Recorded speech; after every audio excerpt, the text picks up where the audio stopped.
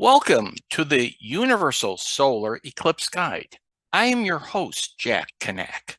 This video will discuss what is a solar eclipse, why people go to the center line of the solar eclipse, the solar corona. When will the solar eclipse start, reach totality, and end in my area? How to properly view a solar eclipse, including the construction and use of a pinhole camera, and what to keep an eye out for during a total solar eclipse, from first contact to totality. What is a solar eclipse? A solar eclipse is a lineup of the sun, the moon, and Earth. The moon directly between the sun and Earth casts a shadow on our planet. If you're in the dark part of that shadow, the umbra, you'll see a total eclipse. If you're in the light part, that's the penumbra, you'll see a partial eclipse. The sun's diameter is approximately 400 times larger than that of the moon. What a coincidence that it also lies roughly 400 times farther away. This means both disks appear to be the same size. However, solar eclipses do not occur during every new moon due to the tilt of the moon's orbit, which is about 5 degrees to the Earth's orbit around the sun. Astronomers refer to the points where these paths intersect as nodes. Eclipses occur only when the sun lies at one node and the moon is at its new phase for the solar eclipses, or full phase for lunar eclipses.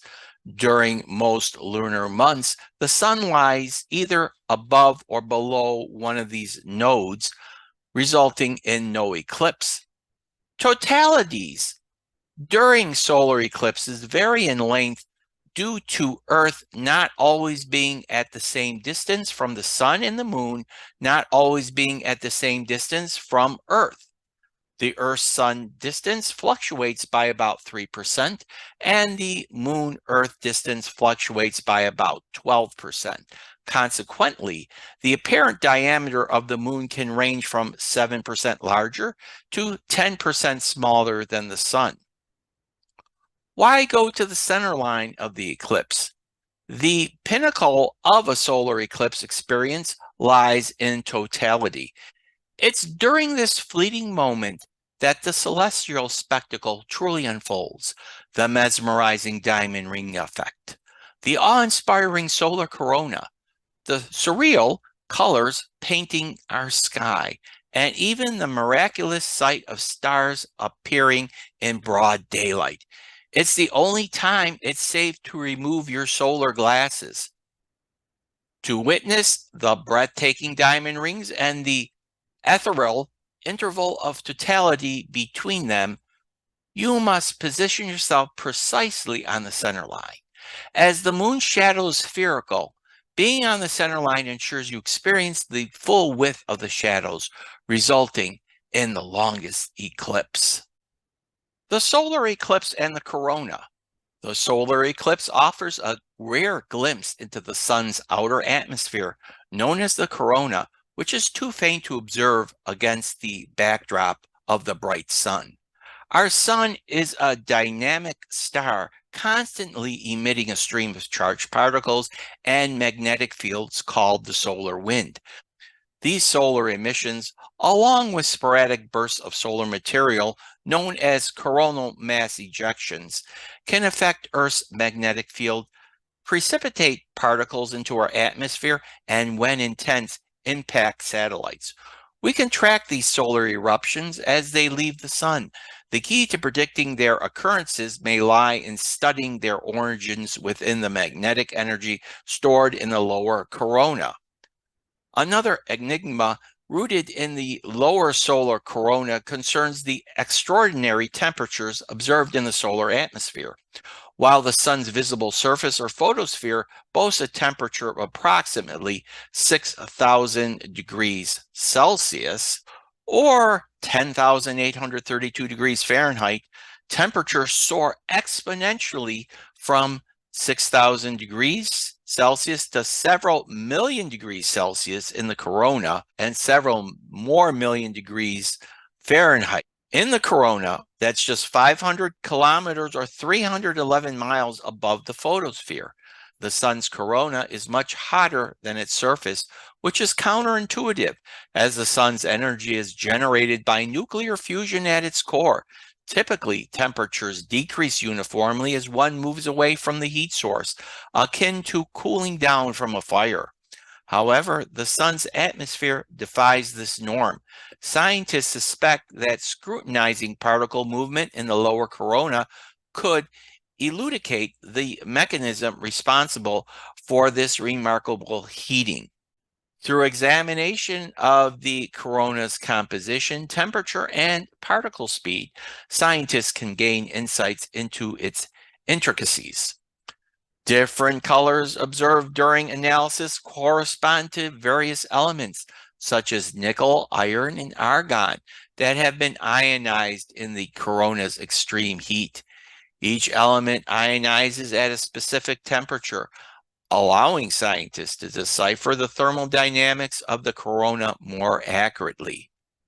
By integrating these multifaceted observations, scientists endeavor to unravel the processes fueling the corona's intense heating, shedding light on one of the sun's most enduring mysteries. Viewing the eclipse. When will the solar eclipse start, reach totality, and end in my area? This link will tell you right down to street level the answer to the above question. I will also have this link in the video description as well. Never, under any circumstances, gaze directly at the sun without proper eye protection. Unprotected eyeballs are extremely vulnerable to damage from solar radiation. In addition to your eyes, there are several other items you should avoid using to view the sun.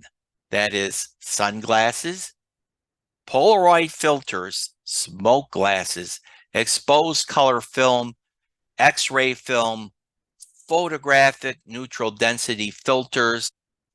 To safely observe an eclipse, you need appropriate full aperture solar filters for if you use a telescope, and they should be placed at the end of the telescope, never on the eyepiece.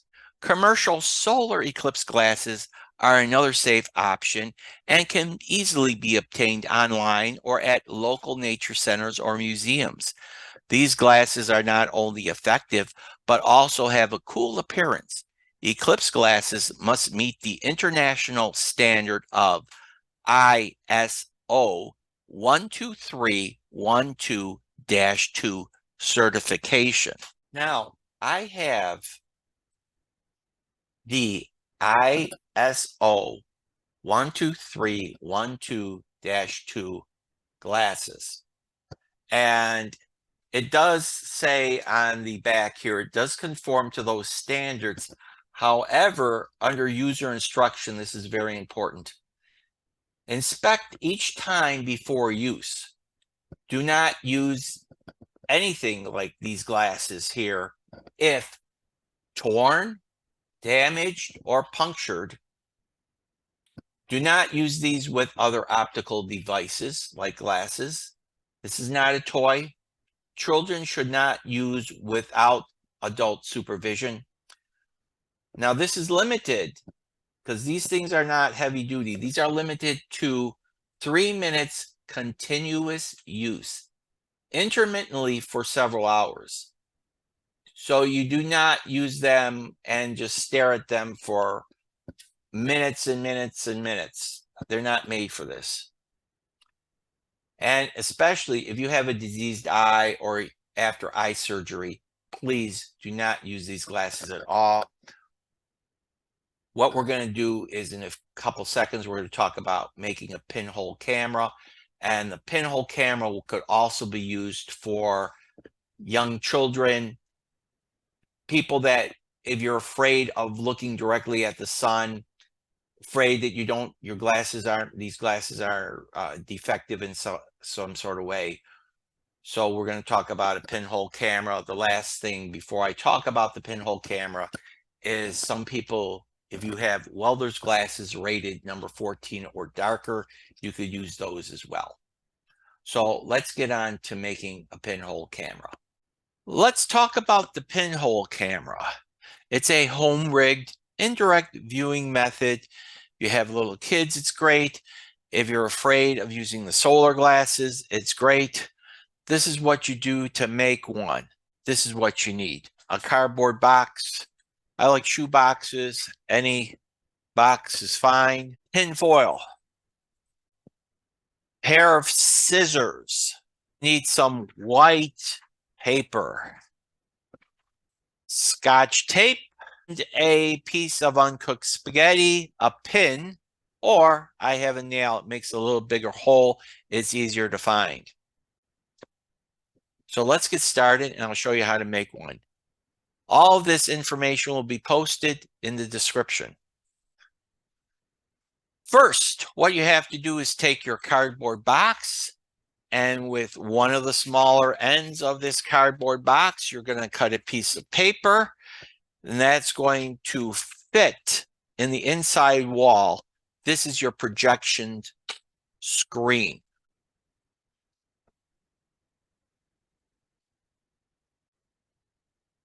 So what I did here was I cut using my scissors and the white piece of paper, a little projection screen on the box here.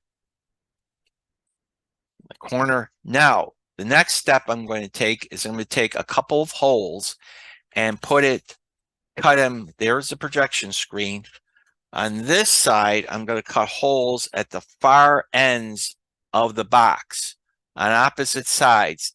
I want to get in as close to the corner as I can, but not in the center of the box. What I want to do is I want to look my eye through one end, and the other end is where the sun's going to come through. So I don't want to put them so close that my head covers up the box. So let me show you what the holes look like. One hole is for the light to come through. We'll make it the bigger hole here. And the smaller hole is what I'm going to put my eyeball to look at. And the reason I cut it this way for me is because my left eye is better. So but you could cut it on the opposite end of the box. Just have the spacing far enough. This is what it looks inside when you cut it. You have the holes here, okay? So what you're going to do next is you're going to take the tin foil, and I'm going to cover the tin foil, tape it to the outer end of the hole here. Just tape the piece of foil outside the box here, and without putting any tape in the middle of the foil, I'm just going to cover one of the holes and the cardboard box, and then I'm going to use that nail or uncooked piece of spaghetti or pin, and I'm going to puncture a hole into that tin foil, and this is going to allow the sunlight to pass. When I close the box, I look through with my eye through, cover my eye through here, and have the covering of the tin foil here. That's going to allow me to have the projection screen, which when I open up the box, see the projection screen I did with the paper here that I put is in the back. And it's going to give me the same thing that I would be doing if I was looking at the sun with the glasses. So this is a good alternative method. Let me show you what it's going to look like once I get the tin foil on. So this is your tin foil taped. Over here I have the tape around it, but I don't have it taped where the hole is in the box, taped around the box. If I open up the box, there's a projection screen in the back here. Right here's the tin foil. Here's the tin foil. What I'm going to do is I'm going to take my nail and I'm going to poke it right where that hole is. Poke the nail through. There's a hole. There's a hole. It's the opposite end is the projection screen. It's on the day of the solar eclipse. You're going to allow the sun to hit you in the back. The best way of remembering it is you want the sun to hit you in the spot that the good Lord split you. And you're going to arrange yourself so that your head is not blocking this pinhole that you did here. Okay, so you want your head over here where you're going to look. There's the pinhole. And what you're going to do is you're going to allow the sunlight. So say like the sunlight's in back of me here. It's hitting me in the back of the head. And it's going to go, well, I'm going to turn it this way so you can see it. It's going to go and hit that hole. And it's going to project on the projection screen. I'm going to look through it through this hole. So I'm not directly looking at the sun because the sun's on my back. So all you're seeing is the sunlight being projected on the screen, which will be very safe. So this is what's going to happen. You just have to make sure you get the right alignment. You'll see the white circle of the sun, and then when the moon transits in front of it, during the solar eclipse, you're going to be able to see the silhouette of the moon passing from right to left in front of the sun. So that's a pinhole camera. In places where there is leaf vegetation, you will see the sun crescents through the leaf openings in places. So you will see these little crescents. It's the same thing you will see on that pinhole camera. In places where there is no leaf vegetation, if you use a colander that's really a spaghetti strainer, and you'll see a bunch of little crescents of the moon passing in front of the sun.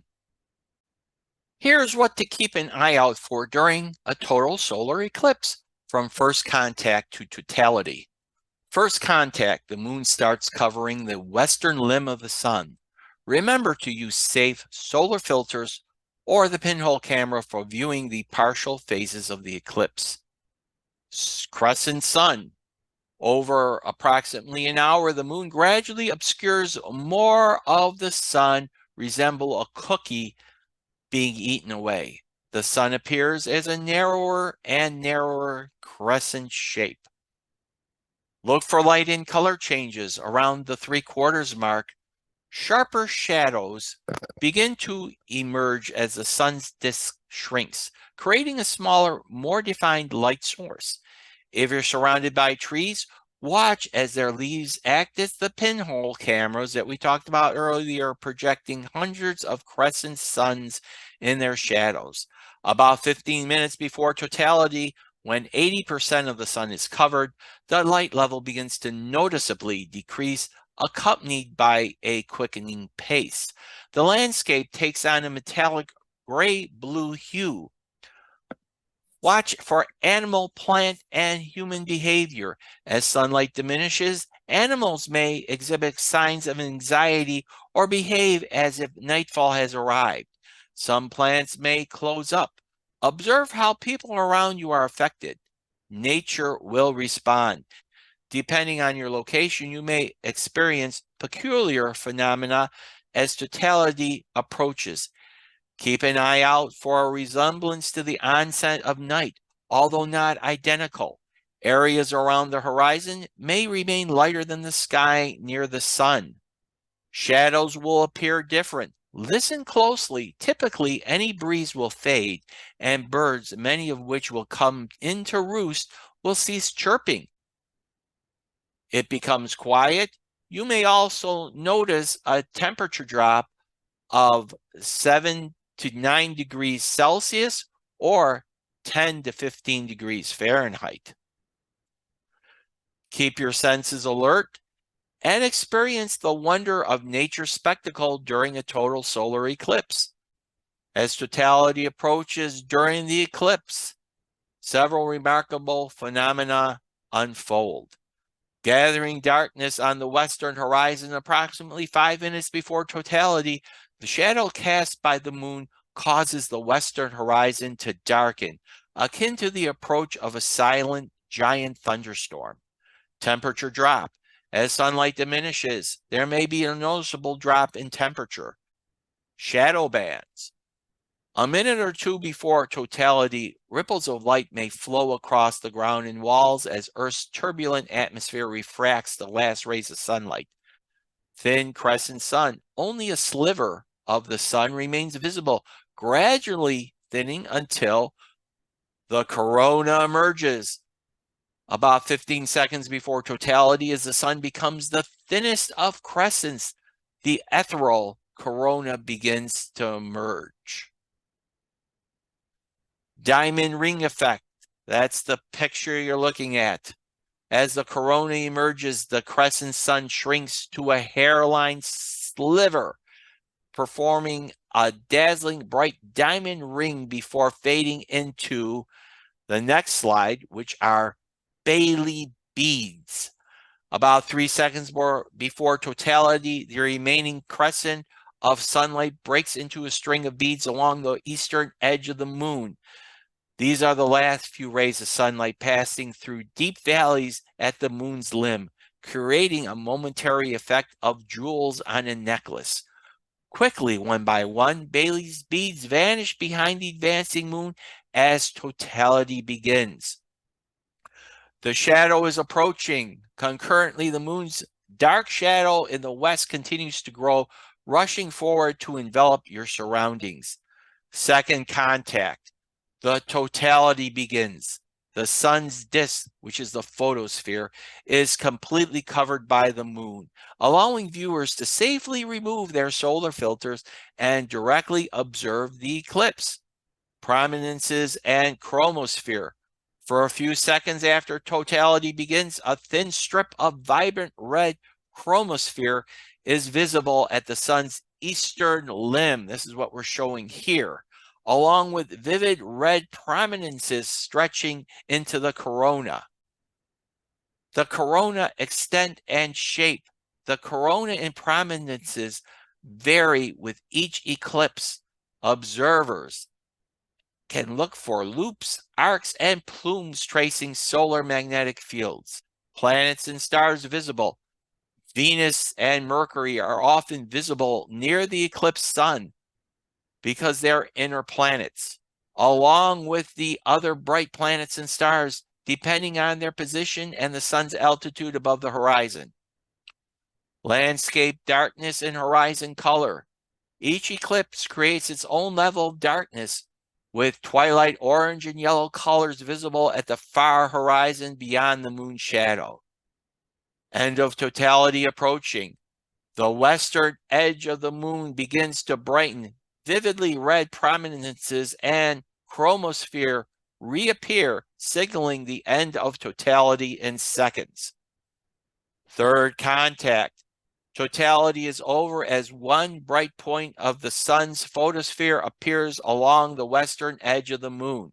Viewers must now put on their solar glasses again. The stages of the eclipse repeat themselves in reverse order, including the emergence of Bailey beads, the diamond ring effect, and the return of daylight. Recovery of natural partial phase. Flowers open up, animals return to normal behavior, and daylight regains its strength. Fourth contact. The moon no longer covers any part of the sun, signaling the end of the eclipse. Remember, it's important to use solar filters to observe all partial phases of the eclipse to protect your eyes from harmful solar radiation. If you want to see more of these posts or would like to say thanks for this one, please consider becoming a supporter. To support the channel, go to patreon.com/WXMedic. Also, please like and subscribe, as this also helps out the channel. This is Jack Kanak, the Weather Medic, the Doctor of Weather. Thank you for making Weather Buff a part of your day. Good day, everyone. Weather Buff.